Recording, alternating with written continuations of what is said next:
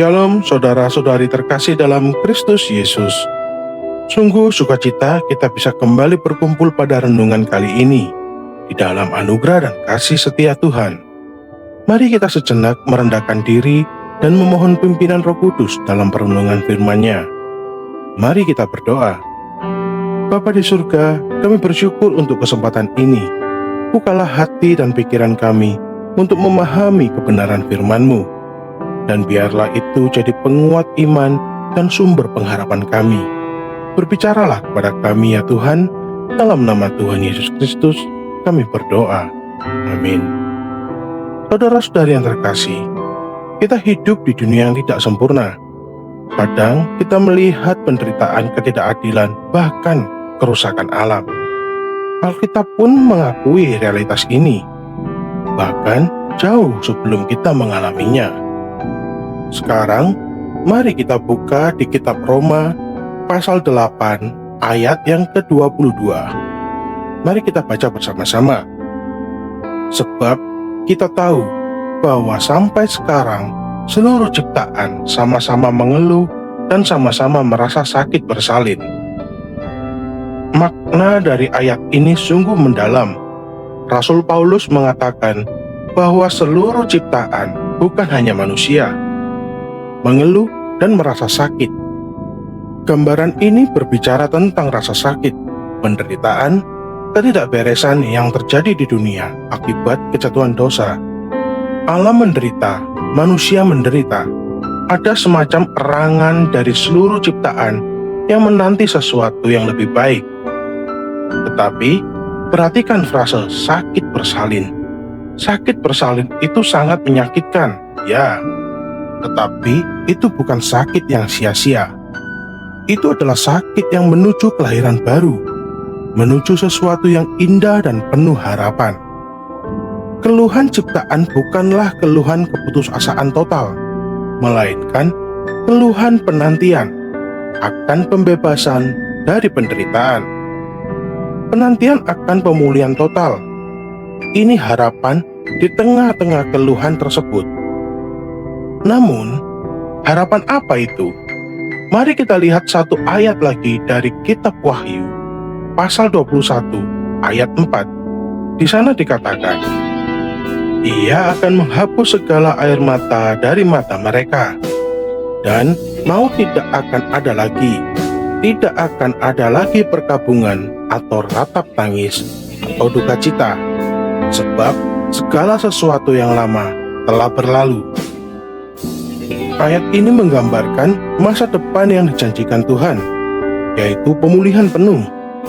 Semua keluhan, air mata, duka cita akan dihapus semuanya. Bayangkan seorang ibu yang sedang menantikan kelahiran anaknya. Ia mengalami sakit yang luar biasa, rasa lelah, ketidaknyamanan. Itu adalah keluhan tubuhnya.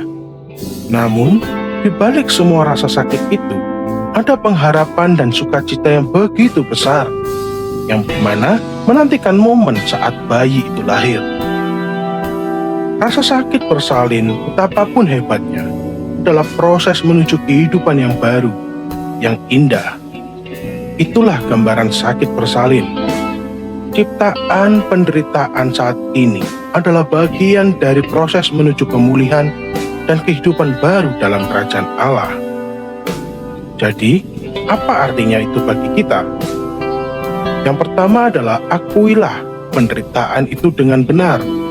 Jangan menyangkal realitas penderitaan dan kesulitan di dunia atau dalam hidup kita. Alkitab pun sudah mengakui keluhan itu. Yang kedua adalah hidup dalam pengharapan, yaitu tapi jangan tenggelam dalam keputusasaan. Ingatlah bahwa keluhan itu adalah sakit bersalin, sakit yang menuju pemulihan yang pasti dalam Kristus. Pandanglah ke depan pada janji Tuhan akan langit dan bumi yang baru. Saudara-saudari, apa yang membuat hati Anda mengeluh minggu ini? Mungkin masalah pribadi, kekecewaan, atau melihat penderitaan di sekitar kita. Ingatlah, keluhan itu bukan akhir cerita. Itu hanyalah bagian dari proses. Itu adalah suara penantian akan harapan yang pasti datang dalam Kristus Yesus, Tuhan kita. Jangan biarkan keluhan itu menguasai Anda, tapi biarkan pengharapan akan pemulihan Tuhan memampukan Anda untuk terus bertahan dan bahkan menjadi agen pengharapan bagi sesama kita. Mari kita akhiri renungan hari ini dengan doa. Ya Tuhan Yesus, kami bersyukur untuk firman-Mu yang mengingatkan kami akan realitas dunia yang mengeluh, tetapi juga akan harapan yang pasti dalam Engkau. Ajarlah kami untuk mengakui penderitaan tanpa kehilangan pengharapan. Kuatkan iman kami untuk menanti hari pemulihan sempurna yang Engkau telah janjikan. Pakai kami untuk menjadi pembawa harapan-Mu di tengah dunia yang merintih ini. Dalam nama Tuhan Yesus kami berdoa. Amin. Terima kasih sudah bersama dalam renungan hari ini. Kiranya kasih karunia Tuhan Yesus senantiasa menyertai kita semua.